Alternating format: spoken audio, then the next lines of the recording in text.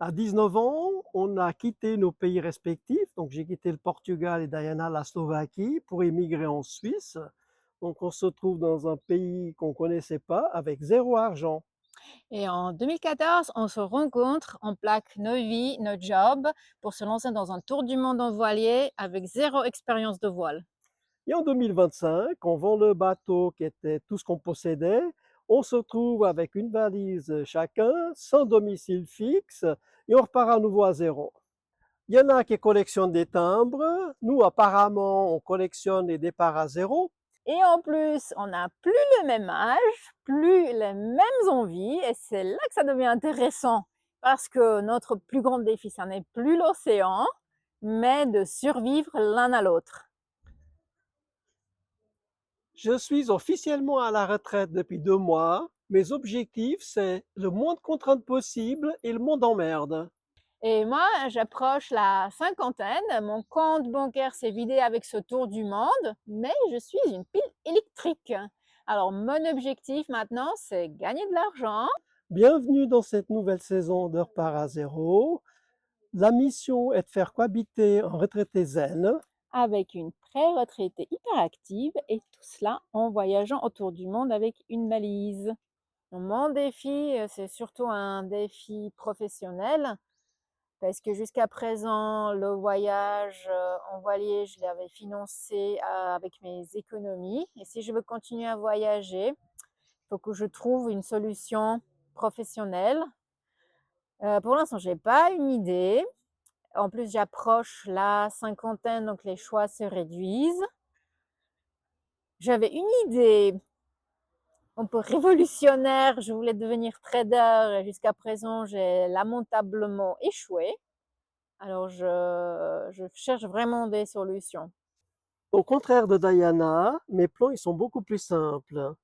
J'ai passé toute ma vie à travailler et à étudier durement. Depuis 2 mois, je suis au bénéfice d'une retraite qui implique une rentrée régulière d'argent chaque mois. Donc mon objectif maintenant, c'est l'art de rien faire. Avec le bateau, j'avais beaucoup de préoccupations, beaucoup de soucis, donc je pense que j'ai donné à ce niveau-là et je veux maintenant, pour les années qui me restent à vivre, profiter pleinement de la vie. Comme vous avez pu constater, on n'a pas du tout les mêmes objectifs. On a une différence d'âge, donc des objectifs différents. Le challenge maintenant, c'est de trouver le terrain d'entente afin qu'on continue ensemble à profiter de la vie. Ce qui nous a plu pendant ces 7 ans de voyage en voilier, c'était de rencontrer des gens dans des endroits reculés et c'est ce qu'on veut continuer à faire. Comme ça, on peut conjuguer le voyage et le travail pour moi. Nous, on a des idées pour la suite de nos aventures à terre. Par exemple, aider dans un jardin, s'occuper d'une maison. Il y a des propriétaires qui cherchent des personnes pour faire du home sitting parce qu'ils partent en vacances, ils veulent avoir quelqu'un à la maison. Il y en a d'autres qui cherchent des personnes pour faire du dog sitting, c'est-à-dire s'occuper d'animaux, notamment des chiens. Travailler dans une ferme, pourquoi pas, aller chez des personnes qui nous donneraient du logement et en échange nous participeraient aux travaux. Donc les options sont vastes, il y a plusieurs choix, plusieurs possibilités à voir. Donc on n'écarte aucune possibilité. Voilà. L'histoire du bateau n'est pas encore complètement terminée pour nous. Comme vous pouvez constater, on est toujours près des bateaux. Et nous, ce qu'on aimerait dans nos nombreux projets, c'est de continuer à faire du bateau, mais sur le bateau de quelqu'un d'autre, pas le nôtre.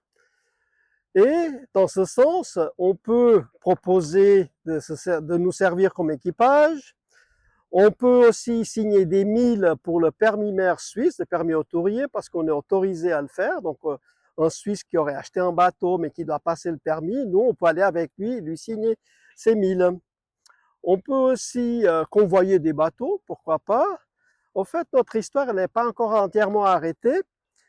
Il y a plusieurs possibilités, même peut-être faire un peu de maintenance, toujours avoir un lien encore avec les bateaux et avec la mer. Donc nous, on est dans un endroit superbe, c'est celui des Canaries à Tenerife. Et c'est de là aussi qu'on est parti pour faire la traversée de l'Atlantique. Donc vous voyez que l'histoire a toujours un lien avec la mer.